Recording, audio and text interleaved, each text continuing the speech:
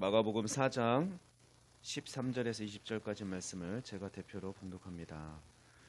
또 이르시되 너희가 이 비유를 알지 못할진대 어떻게 모든 비유를 알겠느냐. 뿌리는 자는 말씀을 뿌리는 것이라.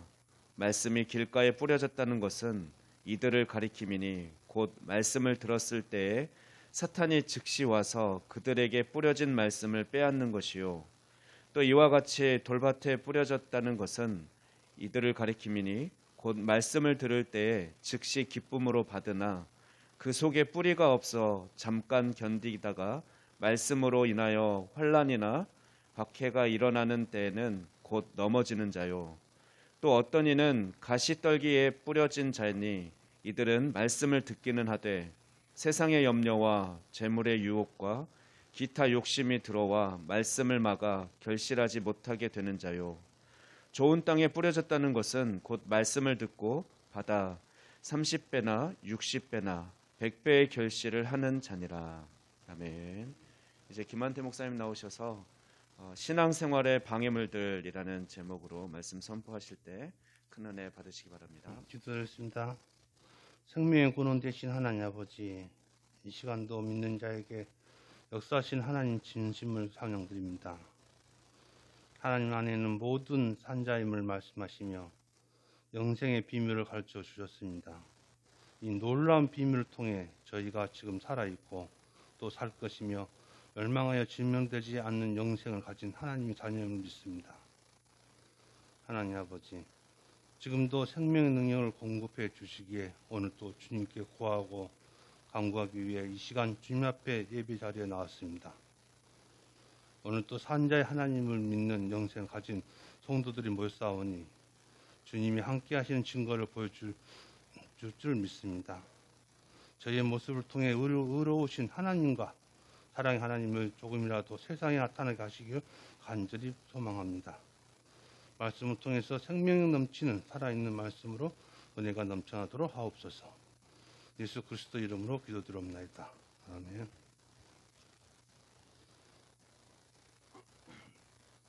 산에 들이는 용어가 있습니다. 헬라어로 신의 드리곤인데요. 로마 총기 시대 때 예루살렘에 있었던 유대인 최고의 자치기관입니다.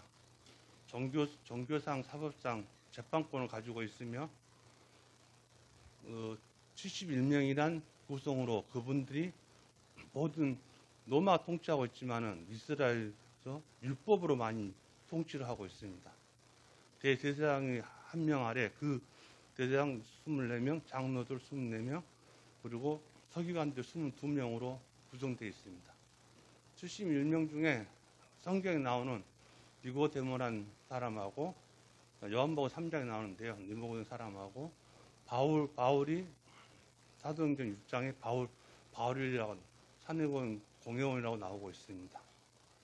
그러니까 이 사람들은 실은 지금에 따지보면 국회의원이나 마찬가지예요. 로마의 통치를 받지만은 자치내의 국회의원을 갖고 있고,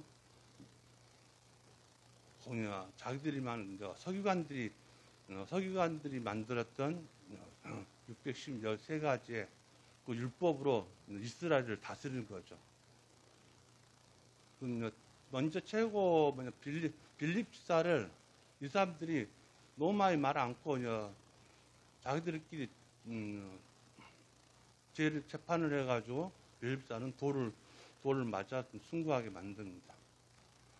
그래서 상해들도 예수님이 십자가 항해 때 최고 앞선 사람들인데, 다음에는 그 서기관 바리새인들이 이때까지 처음에는 바리새인들이 못 들었는데 그 다음에 바리새인들이 돈 주고 사가지고 그 사람들이 바리새인들이 많은 산해들인 공회원이 돼요. 그러니까 이제 바울을 하니까 율법에 더 쪼이는 거죠.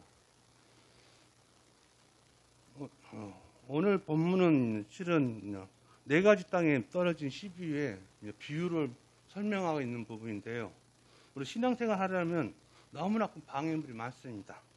예를 들면 우리 신앙생활을 길고 긴 상수부터 나무 토막 하나가 떠내려가기 시작하여 그곳에 넓은 바다로 이르기까지 그 나무 토막이 바다에 이를 수 있는 확률이 그리 많지 않습니다. 왜냐하면 그 나무 토막이 중간중간에 숯불에 걸린다든지 돌에 걸린다든지 수많은 고난이 있어요. 우리 신앙생활도 똑같습니다. 예수님께서 들려주신 씨 뿌린 비유를 신앙생활의 여러 유형에 제시해주는 너무나 훌륭한 교훈입니다. 본문에서 그 비유를 잘 설명하고 있고, 특히 여기서는 신앙생활에 방해된 어떤 것인지 잘 드러내고 있고, 이제부터 그 방해물이 무엇인지를 살펴보려고 합니다. 첫 번째로 냉랭한 무관심입니다. 우리 그리스도인들이 교회를 다니지만은 좀 냉정해요. 왜냐하면 내가 아니면 지금 젊은 층에도 그런 게 많이 나타나는데 우리 애는 관심이 없어요. 우리도 복음을 전해야 한다 하면서도 그 관심을 아예 안 갖고, 누차 이야기하지만 복음은 좋은 소식이에요. 근데 우리 좋은 소식을 우리만 갖고 있으면 절대 안 되잖아요. 그러니까 우리가 다른 사람한테 시간이 없다 이런 핑계로 아예 무관심 갖는 자체가 어찌 보면 우리는 주님의 말씀에 성경 말씀은 옳다 하면서도 우리는 행동을 안 하는 입장입니다.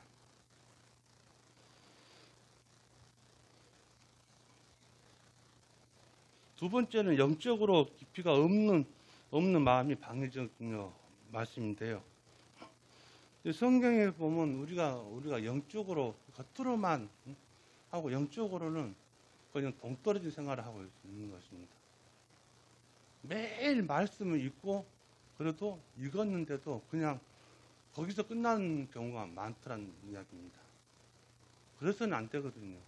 성경을 말씀을 읽으면 7천을 따라야 되는데 예배를 통해서 역시 많이 하다 보니까 우리가 예배가 얼마나 중요하다 그러면 수요 예배는 주일 말씀을 듣고 3일간 살다가 수요 예배 때 또 그 말씀 가지고 또 주일까지 또 살아가는 거예요. 그리고 새벽기도 요즘 좋아가지고 김한 목사님 할 때마다 그 은혜 가지고 또 하루를 또 살아가는 거예요. 우리는 말씀을 벗어나서 살았으면 안 되는 거예요. 우리 성도님들은 잘 하시겠지만은 하루 내에 말씀을 떠나서 사는 사람도 있어요. 그리고 저녁에 가서 회개하고. 회개는 좋죠. 근데 그 회개했으면 그 다음날은 안 해야 되잖아요. 근데 똑같이 않는다는 거예요. 그 행동을. 그래서 우리는 말씀 안에 살아있어야 하는데 그 말씀 안에서 살지 못하고 그 영적이 죽는 거죠. 우리는 영이 항시 살아있어야 되는 이유가 우리 가슴 속에 성령님이 계시단 거예요. 성령님이 계셔야만이 우리가 사리의 분별력이 있고 그 분별력이 못하면 저는 그 자리에 어느 문제가 나타났을 때 그거 가지고 기도를 해라는 것입니다. 자기 자신이 판단을 못한다고 하면 성령님 이를 어떻게 했으면 좋을까요? 그런데 그 판단을 자기가 하려는 거예요. 자기한테 이득이 있나 없나. 어쨌든 손해도 났죠. 그런데 성령님은 악한 길로 보내지 않습니다.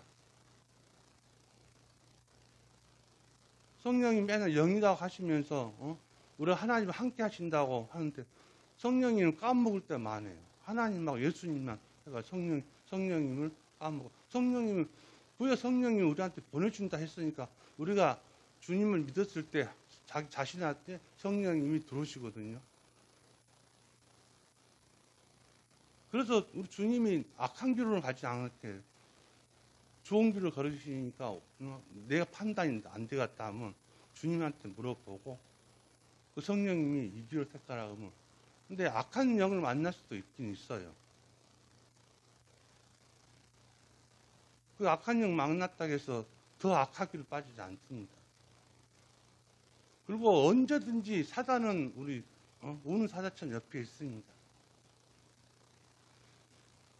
여러분들 영적으로 놓고 가니까 기도 열심히 하다 보면 사단이 옆에서 건드려요. 특히 새벽기도 때. 좀 더 자지. 이거 자고 있다고. 점심시간에나 일어나가지고 새벽기도 보면 되지. 그건 아니거든요. 그게 넘어지지 않게 우리 항상 기도하고 말씀으로 무장을 해야 되는데, 무장했는데 그 무장이 좀 허술해요.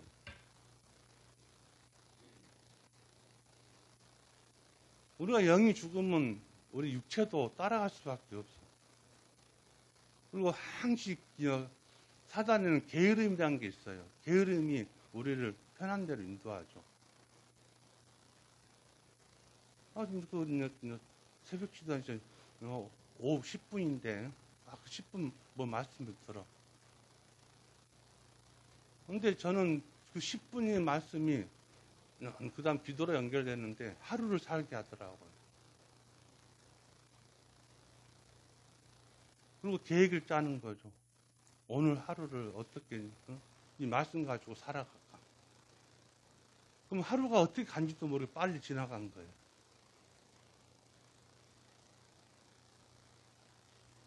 아무리 어려운 시련이 있어도 우리 영적으로 살아 있어야 됩니다. 특히 우리 작동교회는요. 마지막 최고 그런 게 세상의 염려와 욕심이 방해물입니다. 그 염려란 게 대부분 물질이에요. 물질이 염려에 최고 위험하잖아요. 그 물질에서는 누구나 다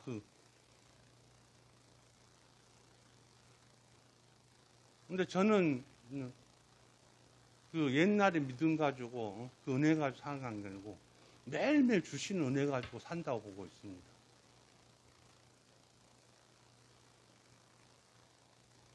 저도 치부지만은 저는 일은 잘해요. 근데도 사고 몇 번 나고 육체가 아프니까 지금 7년째 돈을 벌지 않습니다. 근데 제가 안 먹어서 그렇지 굶지는 않아요. 주님이 저 강구도 하지 않지만은 주님이 그 때에 맞춰서 저를 채워주시더라고요. 그 은혜에 난 그 매일매일 어제 은혜 가지고 오늘 산 게 아니고 그날 그 은혜를 주시니까 이 자리에 온 겁니다.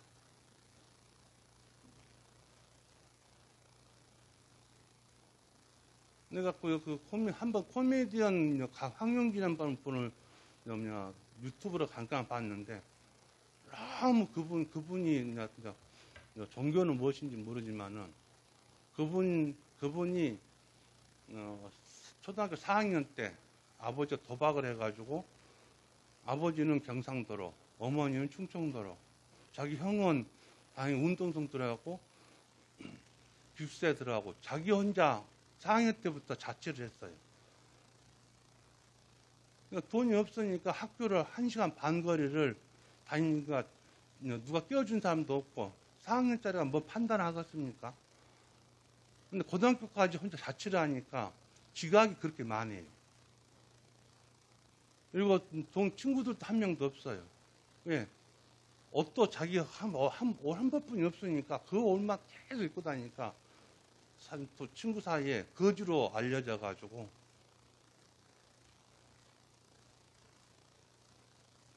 근데 혼자서 고등학교 졸업할 때까지도 부모들하고 같이 만난 적이 없는가 봐요.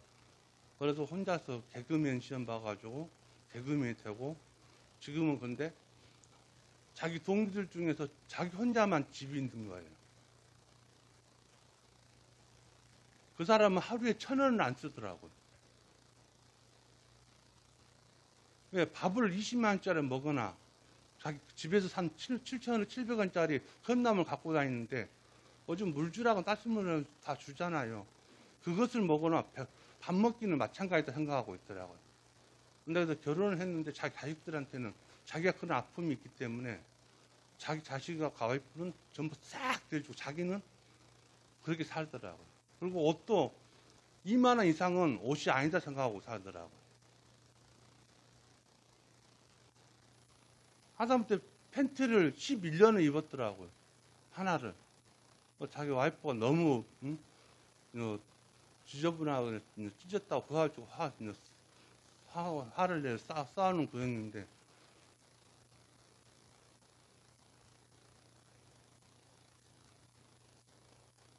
다 그 물질에, 이 사람도 물질이 안 쓰고 싶은 것도 아니에요.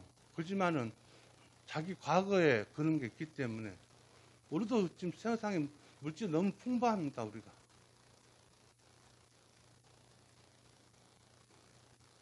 나이들 드신 분이 많이 계시니까 옛날에는 어떻습니까? 더 믿음이 좋았어요. 더 무릎 꿇고, 있어도 나눠 먹고, 지금은 이웃하고 나눠 먹은 자체도 없어요. 지금 시대 좋아졌으니까 더 밥도 세 끼 먹고, 그러니까 더 믿음이 좋아야 되는데 믿음이 더 떨어져요.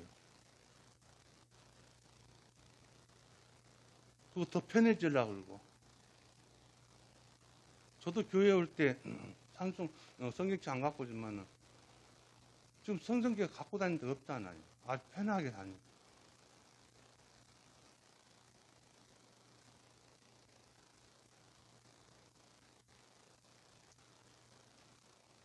그리고 주님은 저는 알고 있습니다. 주님은 우리가 갈구를 하잖아요. 그러면 일은 하나도 안 틀리게 정확하게 주십니다. 내가 심장 수술했을 때 1182만 원이 나왔는데 중환자실에서 올라갈 때 걱정이 이제 스탠드를 2개 하니까 500만 원이다 그러더라고. 하나에 500만 원. 1000만 원 했다가 병원비 중환자실 누웠던 게 다 뽑으니까 1182만 원이에요. 그때부터 이제 기도하는 거예요. 이제. 주님 돈이 없는데 어떻게 합니까? 근데 목사님이 오셔가지고 이제 괜찮냐 하면서 카드를 주셨는데 카드 2개를 주시더라고요. 계산해라고. 근데 계산을 가니까 정확하게 1182만 원을 주님께 계산해 주신 거예요. 1000원이나 더 많지도 않고. 저는 그때 감사하다면서 어떤 생각을 했다고, 만 원이라도 더 주시지, 차비라도 할 그런 마음까지 가졌어요. 지금 7년째 살아면서도 지금 누굴 도움을 받든 어찌든 저는 하나님이 매일 주신다 생각해요. 책이 필요하다 하면 그만큼 딱 주시지 더 이상 안 주십니다. 그래서 저는 살아있는 자체가 이 공기 주신 것도 감사하고, 심근경색 했으니까 산소가 골든타임이 5분인데 그 산소가 머리 안 올라가면 식물 인간이 돼요. 그것도 하나님의 은혜로 지금도 안 까먹고 지금 저는 주신 은혜로 사는 거예요.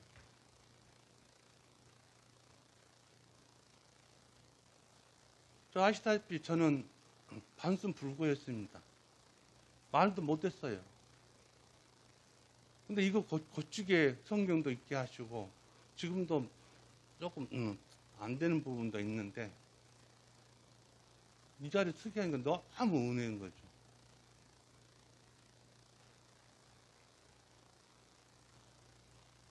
우리는 그 은혜에 떠나서 살 수는 없는 거예요. 하나님 주신 말씀을 살고 말씀 가지고 우리가 매일매일 새벽기도 참여 안 하는 건 아니지만은 참여하십시오. 그러면 그 은혜 가지고 살아가는 거죠. 그리고 두 번째는 누차 말씀 강조하지만은 이웃이 멀리 안 있고 내 가족, 내 남편, 내 친척이 이웃이다 생각하고 복음을 전해야 됩니다. 내가 지난주에 시골을 갔다 왔는데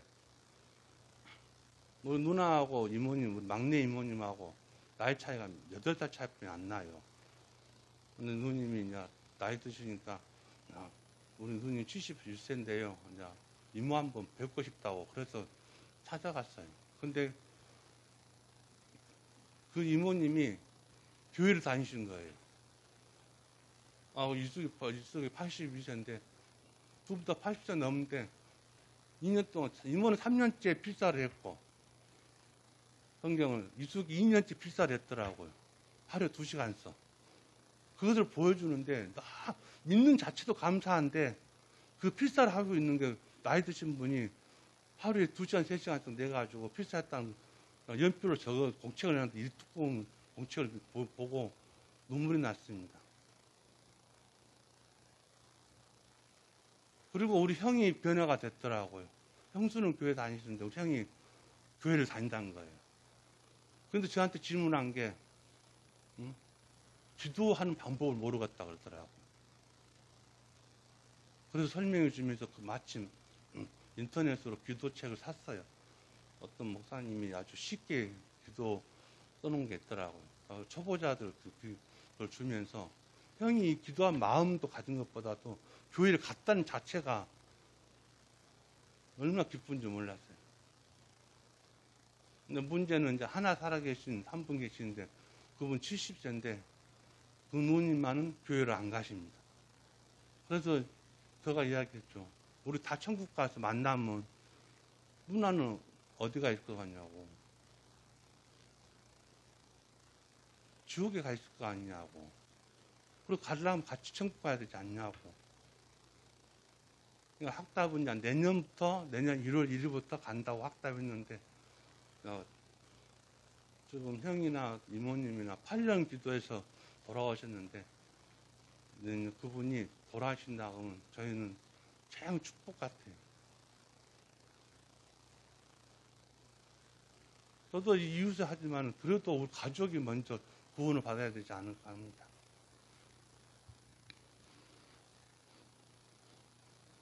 마가복음 6장 24절에 한 사람이 두 주인 섬기지 못할 것이요 혹이 이를 미워하고 저를 사랑하거나 혹은 이를 중히 여기고 저를 겸히 여김이라 너희가 하나님과 재물과 겸하여 섬기지 못한다고 말씀하고 있습니다. 물질은 물질이고 하나님하고는 다른 거예요. 꼭 필요할 때만 하나님 주십시오가 아니고 하나님은 우리 그 상황에 맞게 채워주신 믿음은 될 것입니다. 기도드리겠습니다.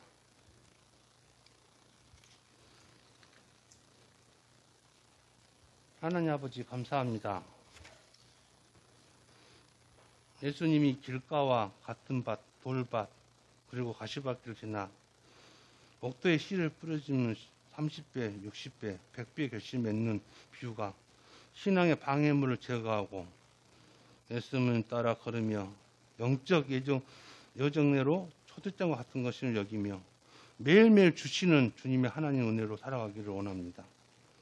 주여 붙들어 주시고 지켜 주시옵소서. 은혜를 주시옵소서. 예수 그리스도 이름으로 기도드리옵나이다. 아멘.